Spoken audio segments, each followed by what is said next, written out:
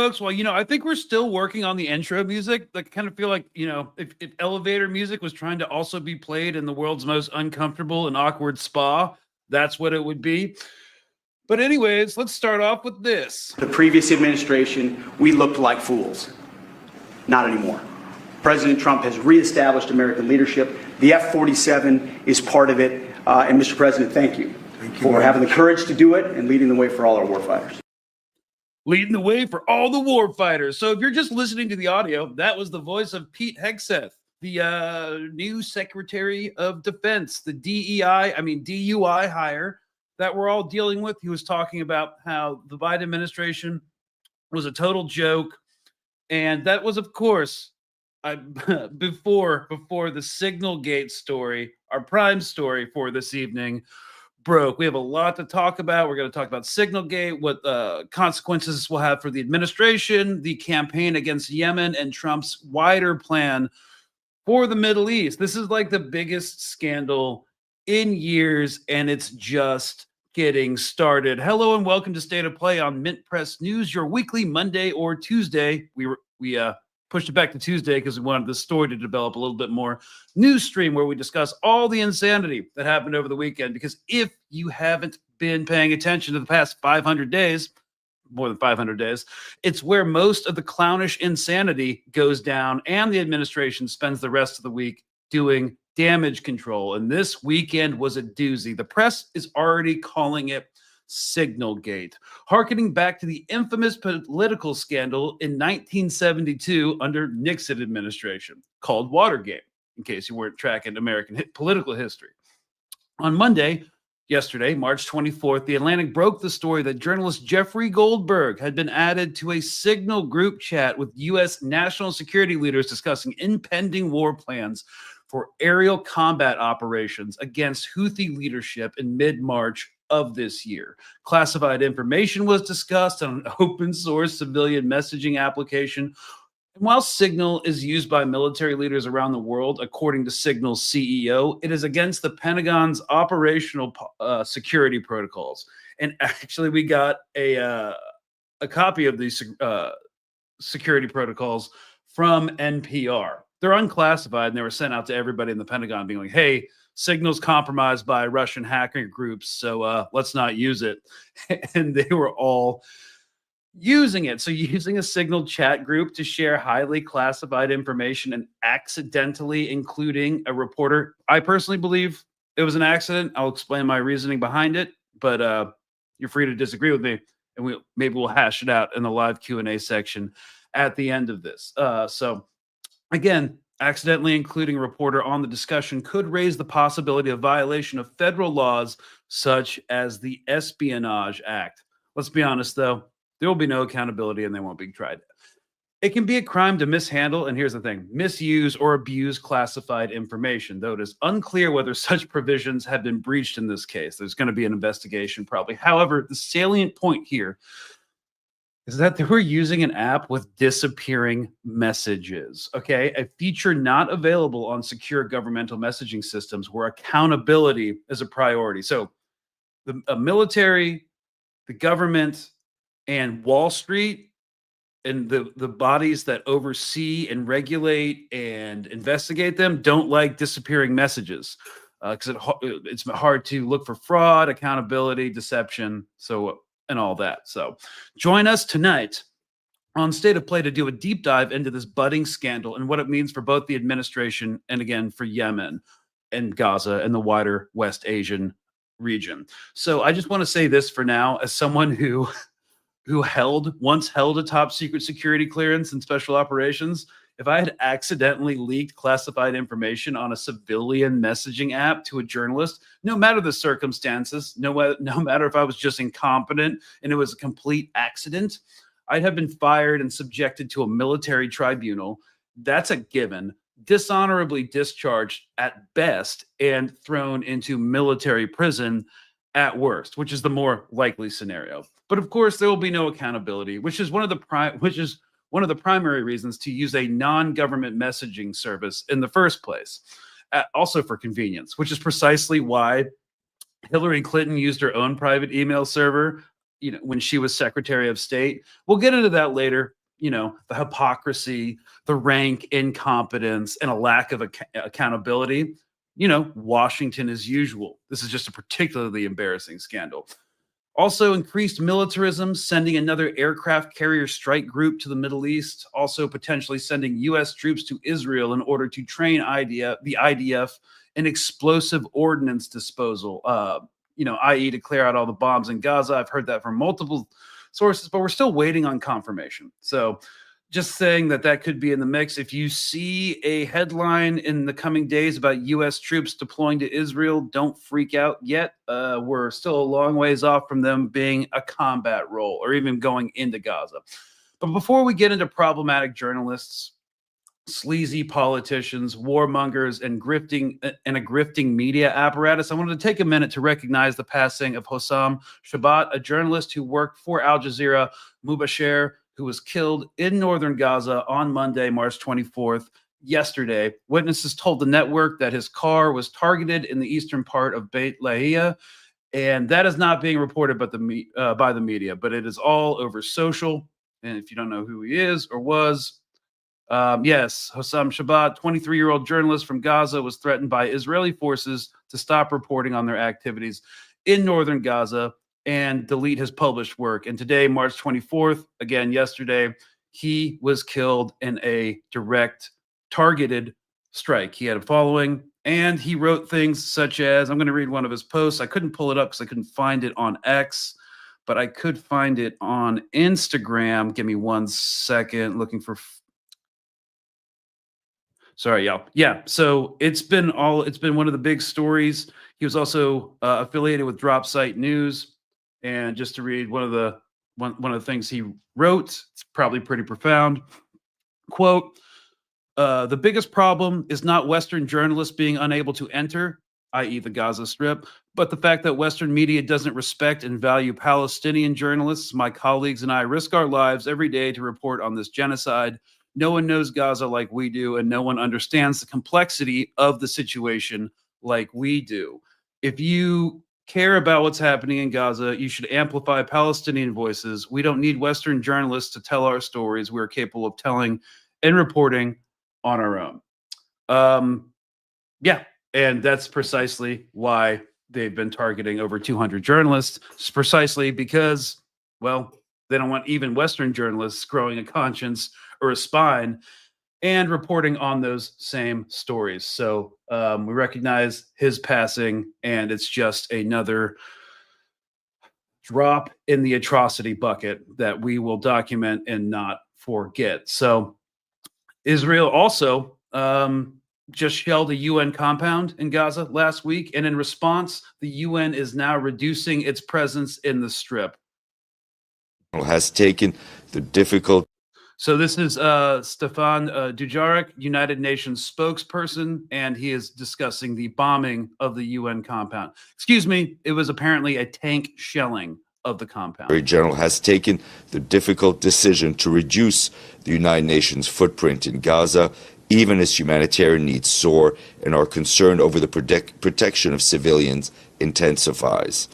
We are not leaving Gaza. I repeat, the United Nations is not leaving Gaza.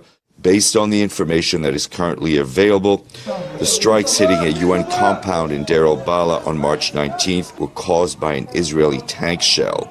The strikes claimed the life of a UN colleague from Bulgaria and left 6 others from France, Moldova, North Macedonia, Palestine, and the United Kingdom with severe injuries, some of them life-altering. The location of this UN compound was well known to all the parties in the conflict, and I reiterate that all parties to the conflict are bound by international law to protect the inviolability of United Nations premises.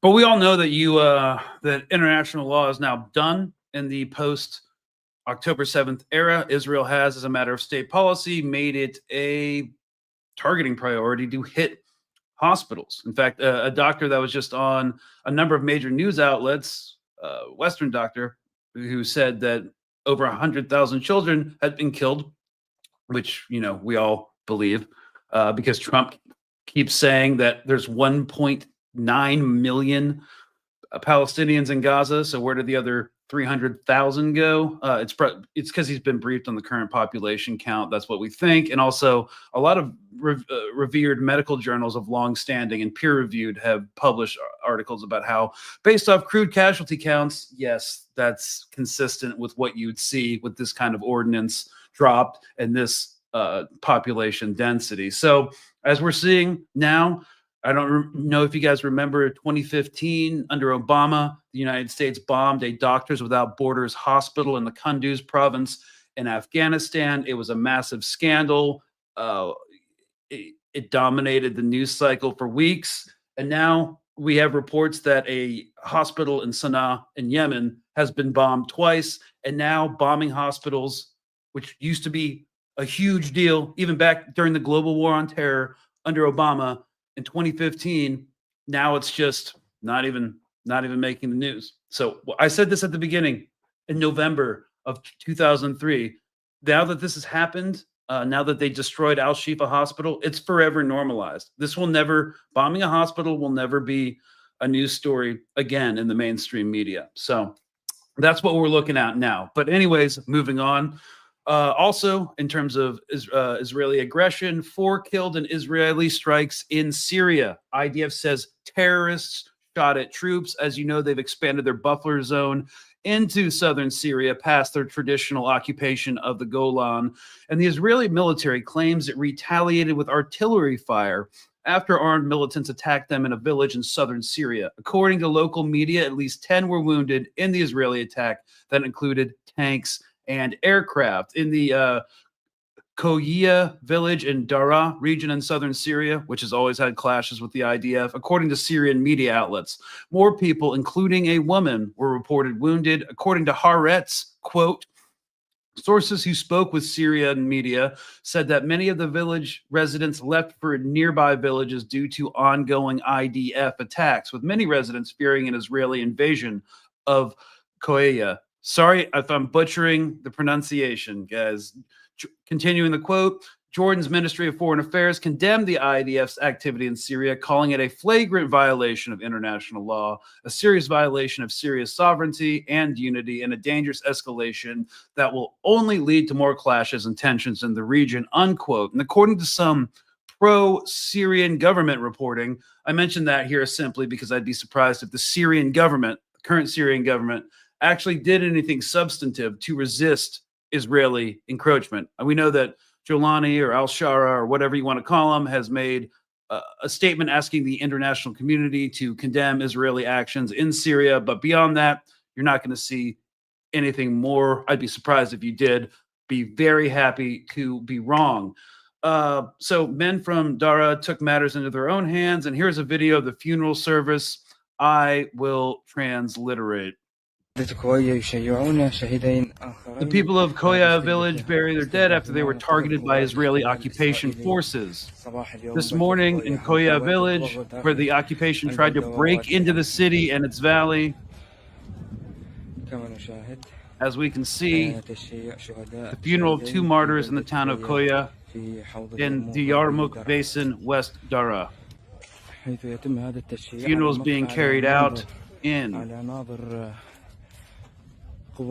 view of Israeli occupation forces, which are based in the Maria military unit.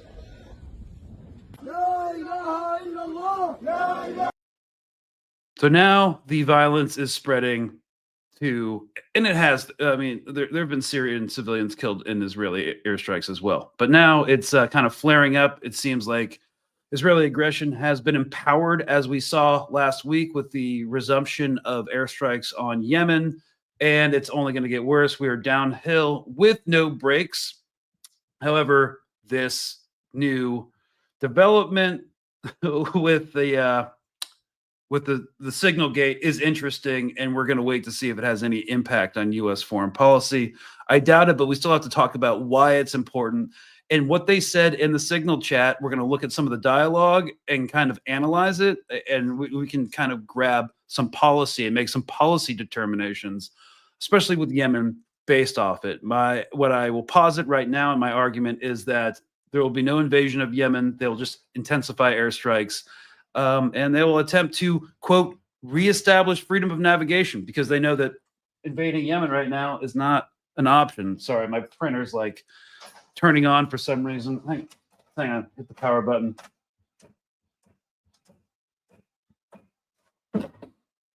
Sorry about that, y'all. That was weird. Okay. So as Israeli aggression and atrocities continue in Gaza, the West Bank, southern Lebanon, and Syria, let's take a moment to recognize that Jeffery Goldberg, the journalist who was accidentally, and I do believe it was an accident, as I said earlier, added to the Signal group of senior national security cabinet members planning an attack on the Houthi leadership in Yemen. He is a former Israeli soldier and prison guard at the notorious Kitzot prison. Again, my bad for the pronunciation. In the Nakab Desert, where he was complicit in the torture of Palestinians. Again, it's notorious. If you serve there, you're obviously, and you don't speak out, you're obviously complicit in that. Although we don't know exactly what he did there. After his time as an occupation soldier, he stepped into journalism. All right, manufacturing consent for the Iraq War amongst the liberal elite, with such articles like The Great Terror, published in 2002 in the New Yorker, which describes a humanizing tale of Saddam's oppression of the Kurds, humanizing for the Kurds, in northern Iraq. Not something any reasonable person would deny, but you're about to notice a trend. And in case you guys want to see the actual article, I'll bring it up and we'll kind of look at it later. Like the New Yorker, The Atlantic is an elitist, liberal publication meant to manufacture consent for war amongst the liberal elite, which they've always been good at, them, New York Times, etc. So we'll look at that, but it is paywalled. However, there's been so much reporting on it that you don't really need to read it anymore in the first place. So as Roger Cohen, the former editor of the New York Times, put in 2009, let me just bring this up. I think he might have a bio in there. Anyways, yeah, Roger Cohen, former editor of the New York Times, put in 2009, Goldberg became, quote, Netanyahu's faithful stenographer. He is editor-in-chief of The Atlantic, which last summer published the article, The UN's Gaza Statistics Make No Sense by Graham Wood, claiming it is possible to kill children legally. There was a lot of backlash to that article, last summer or last year. And, instead, Goldberg didn't take the article down based off the blowback. He not only left it up, but he made it free to read. Again, Atlantic articles are usually paywalled, but he made that one free so everybody could read it. Almost unprecedented in the media outlet's history. He may be in the limelight now, but he is no objective or conscientious journalist to be celebrated. He's always been part of the war machine. He does access journalism. He posts what the elite, especially the liberal elite, want to be posted. He is a liberal Zionist, and he obviously favors the Democratic Party, and this is a huge boon to a flagging, wavering Democratic Party. He also sat on the story for 9 days after he exited the group chat. While he would open himself likely to prosecution if he had revealed the information before the strikes, which killed over 60 civilians, apparently hit a hospital twice. At least the first strike is confirmed. It is important to recognize that he supports any action which will benefit the Israeli state. That being said, let's get into media reactions because this is the biggest scandal in years. And then we're going to get into what this means for policy going forward. So before we do, I would like to make 3 short paragraph points. All right. First, here, I would like to I'd like to invite you to keep in mind that according to DropSite News, an unnamed insider claims that Michael Waltz, current national security advisor who replaced Jake Sullivan from the Biden administration, and he's an ex-Green Beret officer, which makes this even more embarrassing, had already leaked information and was leaking information, which is kind of standard procedure, to Jeffery Goldberg. And he most likely accidentally added him to the chat because he added him before to other chats. No way to confirm that as of right now, but according to Drop Site News, they have a source, deep background that is saying that that's what happened. What makes this even more absurd is in the chat, Secretary of Defense Pete Hegseth, and we'll look at the actual quote later, posted, quote, "I will do all we can do to enforce 100% OPSEC, unquote, operational security. No one thought to check, I guess, the random account that didn't declare itself. Whoops." All these members of the cabinet have gone through OPSEC briefs about how Signal is vulnerable. And the Pentagon just issued an unclassified memo, which means it goes out to everybody because you don't need a security clearance to access it. Unclassified memo warning against the use of Signal. Quote, "A vulnerability has been identified in the Signal messenger application." Begins the department-wide email dated March 18th, obtained by NPR. And this was after the Signal chat went into effect. But, these guys already knew that. Why you don't use unencrypted apps to discuss classified information, especially when we know they're vulnerable. You use a SCIF or a secured. Sorry, I'm mind blanking. It's a secured compartmentalized information facility. Secure compartmentalized informational facility. Someone can fact check me on the comments. I don't know why I'm mind blanking on that, but every one of these senior cabinet officials and even their deputies have them installed in their homes, and they can access them within 10 minutes. The one problem is if you use a SCIF, you do leave a footprint that you can't get rid of because classified information and its transmission is tracked over official channels. So anyways, let's look at this Pentagon memo real quick. SCIFs, not all SCIFs are necessarily air-gapped, which means they've never been connected to an outside network. Wait, no, that's different from SIPRNet. Okay, yes, I think SCIFs are air-gapped, and they're generally for communication and the transmission of classified documents. The documents are, I believe, uploaded via hardware, and they exist on an air-gapped network. That's generally how it works. So anyways, here's the OPSEC security bulletin about Signal. And if you guys use Signal for your protest and activism activities, you may as well look at what the Pentagon is saying. All right. A vulnerability has been identified. And yes, this is F9T53 OPSEC special bulletin, Signal vulnerability. A vulnerability has been identified in the Signal messenger application. The use of Signal by common targets of surveillance and espionage activity has made the application a high-value target to intercept sensitive information. Russian professional hacking groups are employing, quote, linked devices feature to spy on encrypted conversations. The feature allows the chat and voice messenger application to be utilized on multiple devices concurrently. The hacking groups embedded malicious QR codes in phishing pages or conceal them in group invite links. I guess they all accepted a group invite link to this one. After gaining access via the malicious code, the groups add their own devices as a linked device. This allows the group to view every message sent by the unwitting user in real time, bypassing the end-to-end encryption. Steps to safeguard your Signal application are on the following pages. The pages are unclassified and can be printed for use outside of SCIF spaces. All right, so that's just something. I hope we can get access to what the next pages were, because I want those security protocols as well, because the U.S. government also tries to spy on Signal groups as well, because drug runners use it, activists use it, potential agents also use it. So yeah, let's now that we've all established that and how big of a security breach this is, let's look at some media reactions and break it down. This is from last night, and then we're going to look at some from today real quick. Let's go.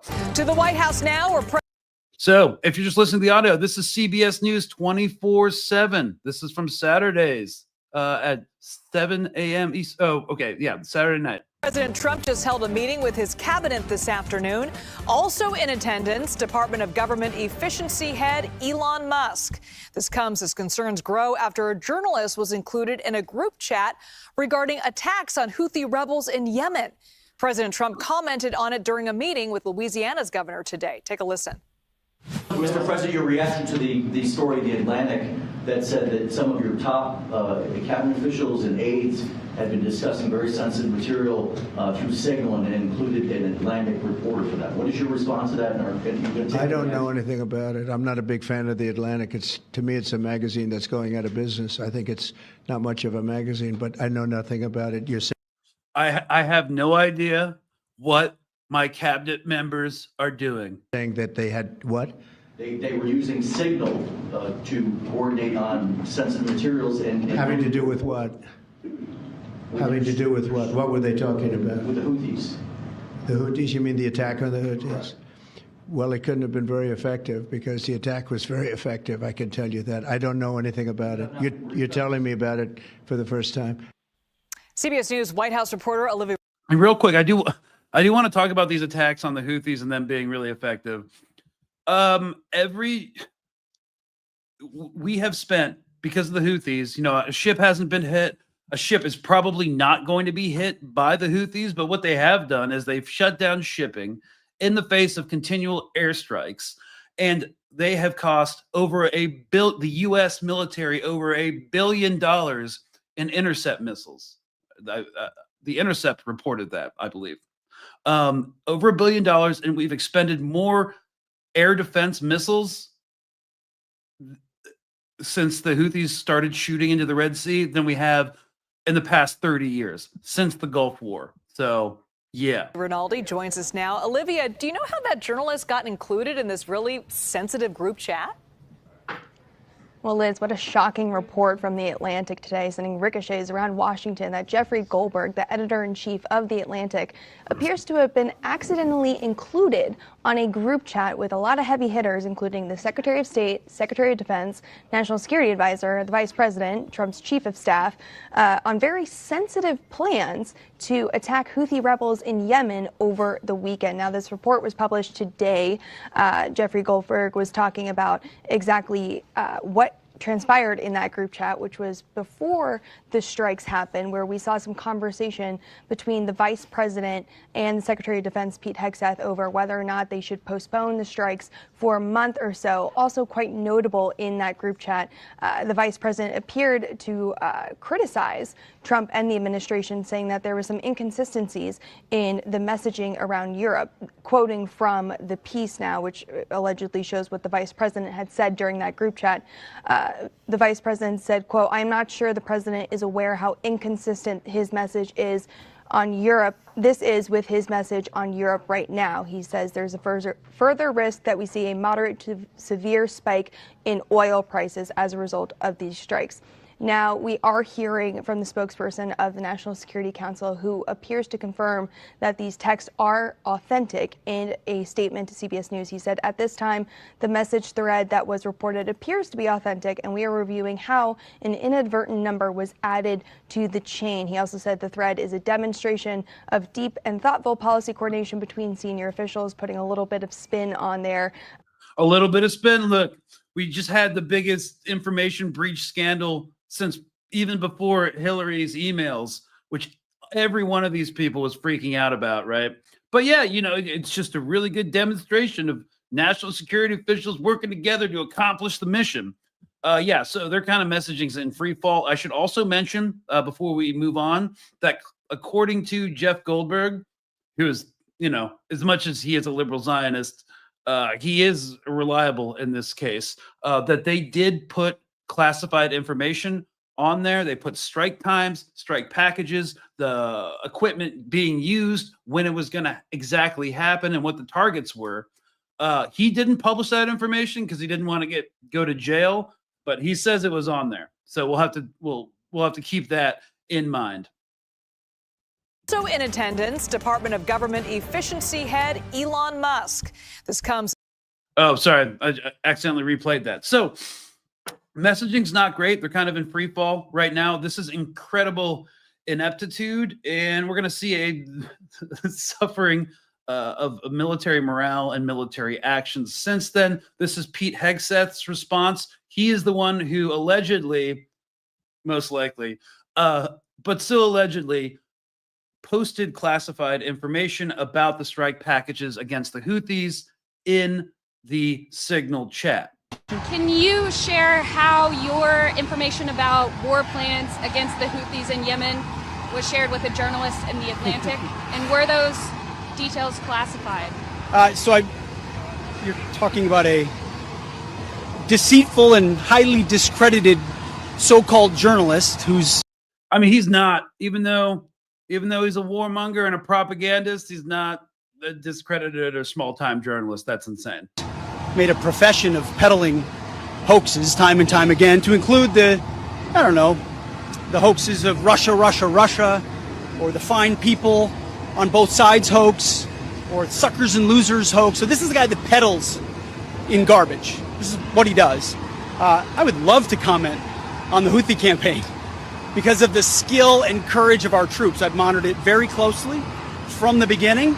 And you see, we've been managing 4 years of deferred maintenance under the Trump administration. Our troops, our sailors were getting shot at as targets. Our ships couldn't sail through. And when they did shoot back, it was purely defensively or at shacks in Yemen. President Trump said, no more. We will reestablish deterrence. We will open freedom of navigation, and we will ultimately decimate the Houthis, which is exactly what we're doing as we speak from the beginning, overwhelmingly. I just want to say, if you're just listening to the audio, he is very jumpy. His actions are really exaggerated. It looks like he's like nodding his head at the journalist, and yeah, he just looks very skittish. Why were those details shared on Signal, and how did you learn that a journalist was privy to the targets, the types of weapons used? I've heard I was characterized. Nobody was texting war plans, and that's all I have to say about that. Thank you. That's it. All right. Well, there's going to be an investigation either way. So, and here is the hearing in front of the Select Intelligence Committee, Senate. Tulsi Gabbard, the director of the CIA, and others in attendance. And I'm not going to play the whole thing, but this was a grilling. This signal chain that we have been... Someone is like, Pete's angry, not skittish. I mean, he's deeply uncomfortable right now. I mean, everybody knows that this was a massive F up. Talking about, was there any mention of a target? I just have to address this. So Goldberg is an ex-IDF prison guard and torturer, and that's a liberal Zionist.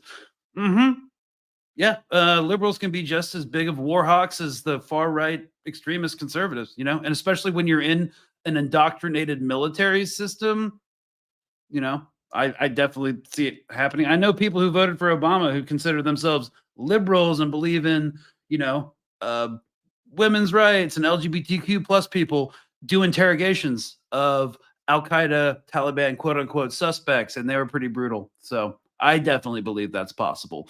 But I just wanted to say that from my perspective, yeah, we can disagree, but I totally see that being the case because I've seen it with American troops personally. Okay, now back to the Select. Intel chiefs testify amid leak fallout. This is from the Fox News stream from earlier today, 11:42 Eastern time. In this signal chain that we have been talking about, was there any mention of a target in Yemen? This is Tulsi Gabbard replying. I don't remember mention of specific targets. Any generic target?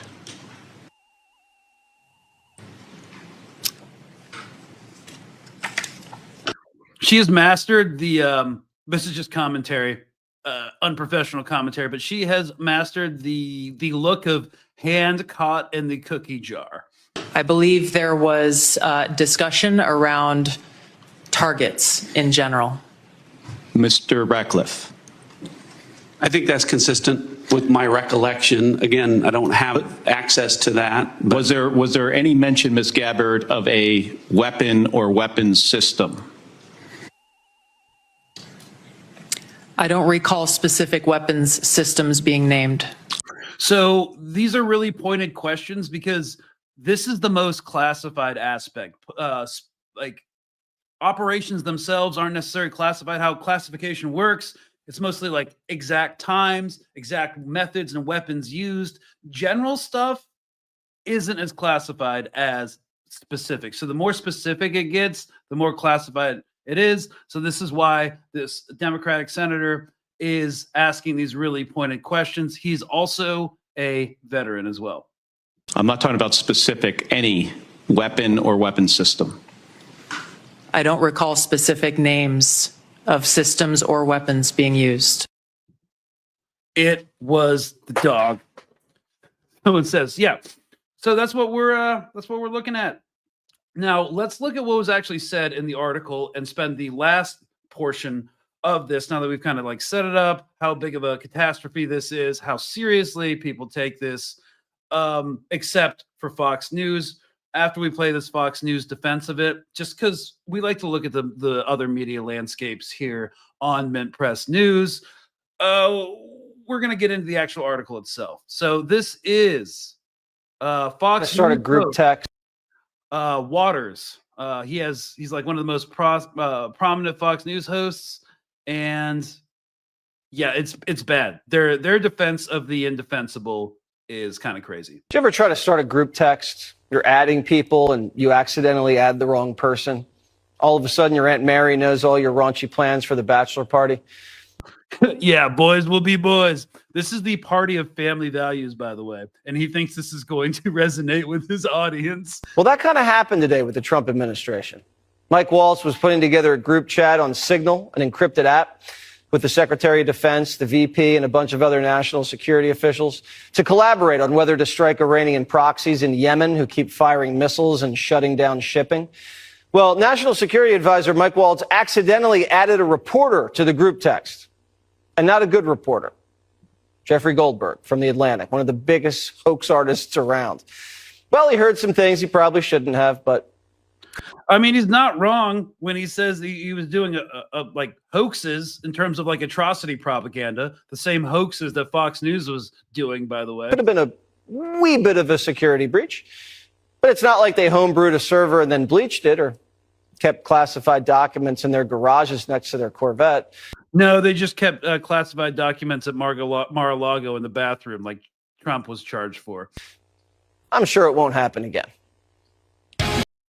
Yeah, I'm pretty sure it won't happen again, too. So, whoopsie daisy. But in the meantime, I'm super glad it got leaked because now this will help us interpret Trump's foreign policy and the foreign policy that his staff is going for. So, first of all, we're not going to set it up.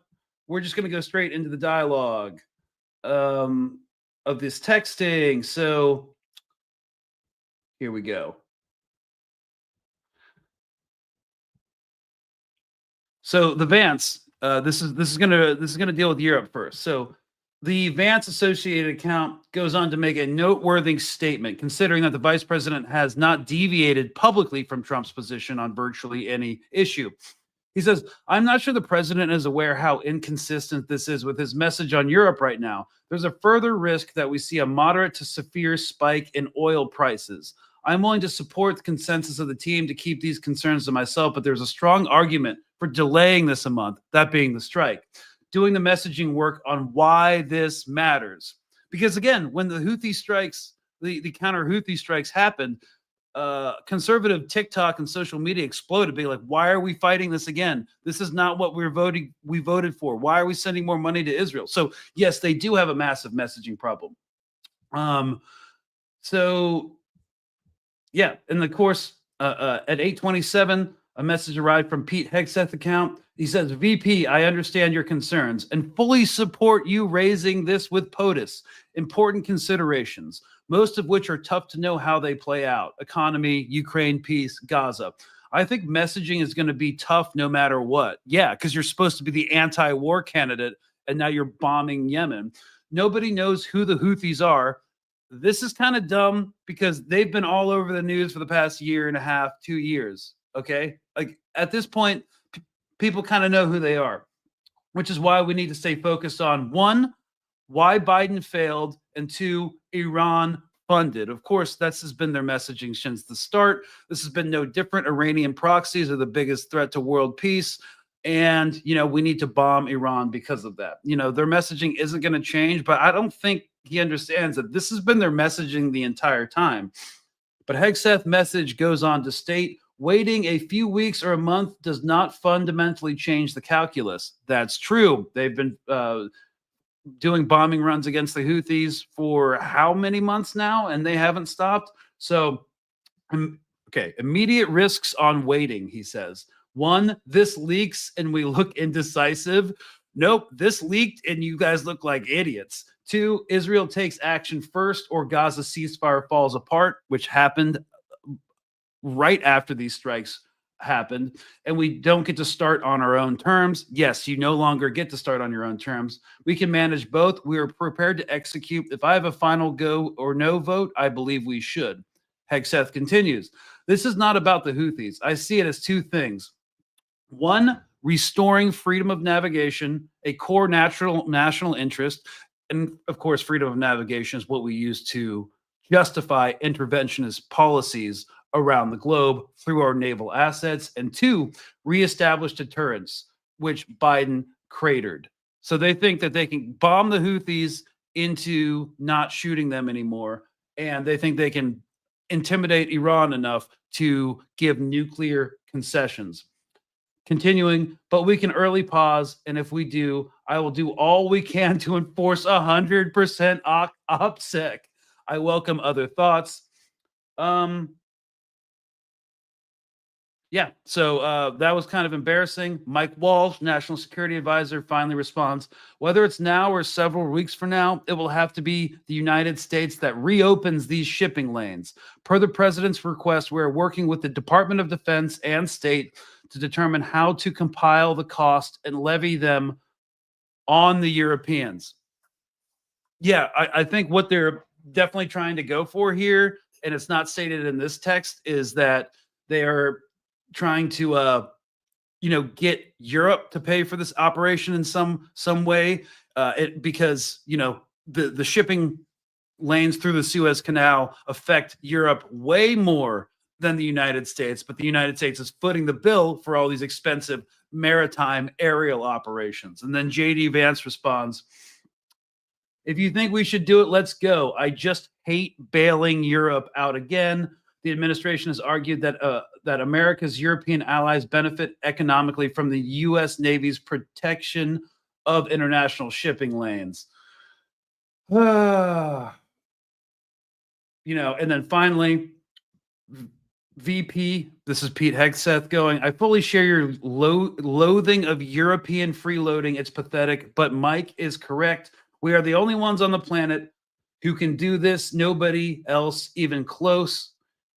The question is timing. And yeah, so basically they don't have to worry about it because, their loathing of Europe and their reopening of shipping lanes isn't probably going to happen anytime soon. And now they're bogged down by this massive scandal. So it definitely does seem like a lot of them wanted the ceasefire in Gaza to hold. But of course, they're all established Zionists, so they can also not care at all as well. But yeah, so that's where we're at right now.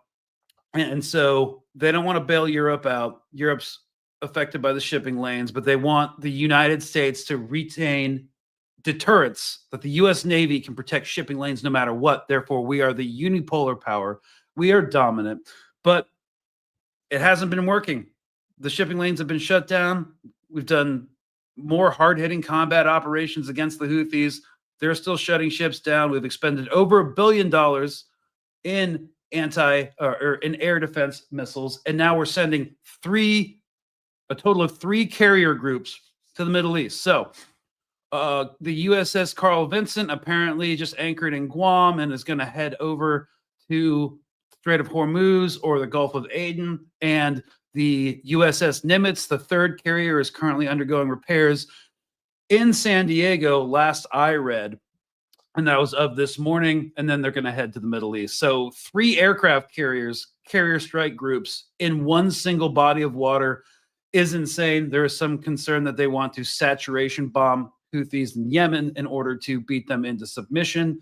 This would be highly problematic for the United States, and especially a candidate who platformed on being anti-war. So we'll have to see how the United States public will tolerate this. Also, they're looking incredibly incompetent right now.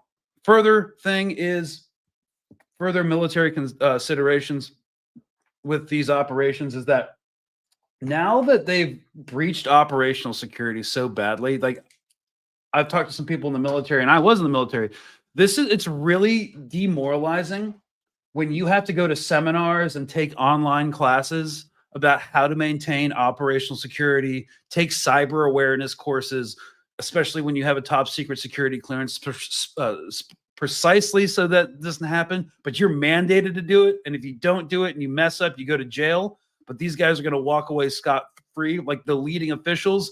That's not good for morale, and that's certainly not a good way to, help the recruiting crisis. When the SecDef is kind of a joke, like, do you want to join the military or stay in the military when this happens? Like, all of this is going to redound, and it's like part of like 1,000 pricks that start bleeding the beast out. So, and this all goes back into Trump's Middle East foreign policy. So, first of all, based off that, it seems like they wanted to. They were thinking about delaying this for a couple months, but the situation is intolerable. They want the trade lanes open, and the fact that they're even doing this is kind of indicative that a ground invasion seems very much unlikely. We said it from the start. The United States doesn't have the capacity to do that right now. Also, it would demoralize the military. People don't know why we would do that. So more bombing, more aid to Israel in the meantime. And of course, we'll continue to influence what's going on in Syria, the dismantling of the Palestinian resistance there, potentially in collusion with the government, the new government who is blocking aid to Hezbollah and reorienting the security situation in the refugee camps there. Yeah, and as well, the sustained bombing of the Gaza Strip, the continued annexation of the West Bank, and the assaults into southern Lebanon. Now, of course, we've talked about this before. Trump's entire foreign policy hinges on him trying to expand the Abraham Accords. If you recall, back in his first presidency, the Abraham Accords were how he normalized relationships between Bahrain, the UAE, and Israel, which means they were the first Arab countries to recognize that. Well, actually, Jordan did it a long time ago, but that's because Jordan had no choice. Beyond the scope of this conversation. But yeah, Bahrain, the UAE, to normalize with Israel, recognize its sovereignty, stop trade restrictions, and have full diplomatic communication and unfettered access. So he wants to do that for Lebanon. They're pressuring the Lebanese government to normalize with Israel. The United States is taking an unprecedented role in the internal politics of Lebanon. We've talked about this before ad nauseum. We know it's why they're building that massive monolithic embassy there. It's a statement of intent in Beirut. Then, of course, we've already heard reports and seen reporting on how the U.S. is pressuring Jolani or al-Shara's new government to normalize with Israel. That, I believe, and a lot of other analysts believe, that they will flip and turn into a comprador state in order to remain politically viable in West Asia. And then they're leaning on Iraq to also normalize with Israel. So what we're seeing, what Trump is trying to do is secure Israel by pushing for a pan-Arab Abraham Accord, where all the governments, all these like bourgeois monarchies that benefit off the U.S. imperialism will finally just get to a place where, hey, there's nothing standing in the way of U.S. intent and Israeli intent, And what are their own populations going to do about it? Nothing. So they'll try to push for full normalization in order to create the stable conditions for the IMEC corridor. So again, IMEC corridor. I'm going to pull this up real quick, just because, you know, it's something that we're doing to kind of isolate and compete with China. One second, sorry guys, I got to pull this up. I'm just going to use the Wikipedia definition because it's good enough. In case you're not, tracking what this is. This is the India, Middle East, European Economic Corridor. So tenets of this, if we pull up the map and zoom in, these are the major players involved in the IMEC corridor. It's the U.S., Western Europe, or most of Western Europe. And the idea is for this economic corridor, which is going to compete with China's Belt and Road up here through Iran into Turkey into Europe. We're going to start off in Mumbai here. If you're going to zoom in a little bit more so you can see it better. Oh, no, that's all it's letting me do. So Mumbai on the eastern coast of India, put it on ships, go through UAE, into Saudi Arabia, across the Gulf states, through Jordan, ending off in the port of Haifa and Ascalon in Israel, shipping off into Europe. So that's the economic corridor that they want a more stable Middle East for, and an answer to the Palestinian question. And of course, it is to isolate Iran, break Russia from Iran, and isolate China and undermine their what would be their multipolar system of global infrastructure. So goes from normalization, IMEC corridor, China isolation. I mean, it's really complicated, but those are the main points of Trump's foreign policy. And the thing is, they're not even that different from Biden's policy. You know, Biden just wanted the war in Ukraine to go on, and Trump's actually not. You know, I think he's really fine with it, but he does pretend to be less hawkish about the war in Ukraine. So that's kind of what we're looking at, y'all. Yeah, and in the meantime, they're dealing with this massive scandal, which is in their first 100 days. The first 100 days of a presidency are like what establishes the momentum for the next 3 years, like 3.5 years. And it's kind of devastating to have a scandal on this scale. We're going to see how it shakes out. But like this is going to dominate a lot of their media messaging about Doge, the cutting of federal programs. It's going to be hard to deal with. And it's kind of messy and it's not great for them, which I'm totally fine with, because why would you need another 2 aircraft carriers in West Asia? Like, just stop. So if you can get bogged down and it can somehow influence your foreign policy to be less hawkish and alienate people, well, I'm totally fine with that. All right, so let's dump some questions in here. I kind of went a little over because there's a lot to cover, but yeah, let's see what we got. Okay. Ooh, okay, cool. Good question. What are your thoughts on Israel's security meeting over Turkey's involvement in Syria? Okay, so there's a couple meetings that I'm tracking. First of all, I know that Turkey is seeking U.S. sanctions relief and warmer ties in Washington visit. There's a longstanding history of like us sanctioning Turkey, and a lot of the big things about our sanctions is like they're geared towards like military aspects. Like they want us to lift sanctions in order to let the country back into a crucial fighter jet program. We have sanctions on their fighter jets, and the ties between U.S. and Turkey have drifted away from a strategic partnership in recent years because like disagreements between the two long-standing allies have widened. So, yeah, I'm not sure what this has to do with the Syria policy. Sorry, I've been focusing so much on the Signalgate and the specifics of the U.S. fleet action in Yemen. Let me circle back on that, and I'll make some posts. But yeah, Turkey definitely wants to have better relationships with the United States. All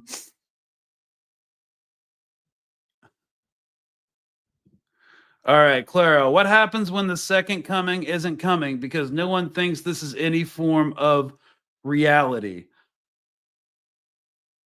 Yeah. Is this a theological question? Because I'm very, very secular. But I just feel like everything that's going on right now, if you what you mean by the second coming is the second coming of Jesus Christ, I feel like you'd be pissed. So um yeah, next question.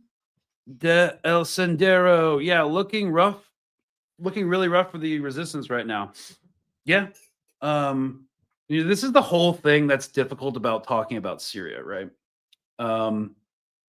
Just is because Assad was a bourgeois dictator and he didn't really do anything to help the resistance, and he oppressed a lot of his population and people hated him for really legitimate reasons. But on the same token, he did let arms and intelligence through. He also, like any other authoritarian regime, controlled his own drug trade, and if they helped out with that, that's fine by him. But yeah, since the collapse of that, it's isolated Hezbollah. They will lacking in intelligence and actual replenishment arms and rockets that they were getting through the border, and yeah, they're getting choked off and isolated.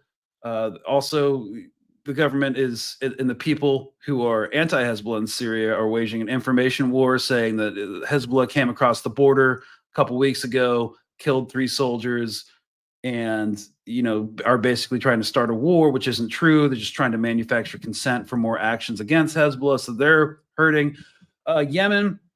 One of the reasons that they're sending another carrier fleet group or 3 carrier fleet groups is to control and patrol the entire Strait of Hormuz in any way that Iran is shipping weapons or electronics or avionics to Yemen, because Yemen doesn't have a strong electronics or avionics industry. Like they can construct rockets, we believe, but yeah, the precision gear, the precision equipment is coming from Iran. So what the U.S. Navy's tactical or strategic objective is going to be is to degrade the leadership networks, destroy their supply caches, all right, and then roll up their supply lines, choke off their supply lines. So these carrier strike groups aren't necessarily for bombing Yemen. They're for creating a deafening or a smothering, impenetrable wall of naval checkpoints and customs enforcement, essentially. So yeah, they're literally trying to choke off every viable resistance network. And then, of course, the U.S. government has warned Iraq that there will be strikes inside of their territory if Kataib Hezbollah or the popular mobilization units in Iraq in any way retaliate against U.S. bases for military actions against Yemen and the Houthis. So yeah, Iraq's in play too in terms of getting threatened at the very least. Like if Iran wants to supply popular mobilization forces in Iraq, there's nothing the U.S. military can do or anyone can do to stop it, because Iran and Iraq have a very large, unsecurable border that you'll never be able to police ever. So the most you can do is threaten their government to police it for us. And so that's what we're seeing. Yeah. Basically, the military, we talked about the political strategy here, but the military strategy is to cut off, isolate, and smother every resistance faction. So it's looking pretty bleak. I'm not sure how it's going to work, but yeah, it's going to be like the Dark Night of the Soul before like Act 3. We're looking at Empire Strikes Back right now. But I mean, Hezbollah hasn't gone anywhere. The Houthis have been bombed since 2014. And I don't know how you deal with the other elements that are in play. So yeah, they'll try it. They'll spend a lot of money trying it. They'll drop a lot of bombs trying it, but I don't see how it works. And in the meantime, they've still got this massive scandal. Wow. Okay. Well, it looks like an hour passed really quick. At least it did for me. So I think we have to wrap it there. We are out of time and out of questions as well. So I hope this was informative and helpful for y'all. And great seeing you always. And we will see you here on Mint Press News next Monday or next Tuesday. We'll keep you updated and see you then. Cheers, y'all.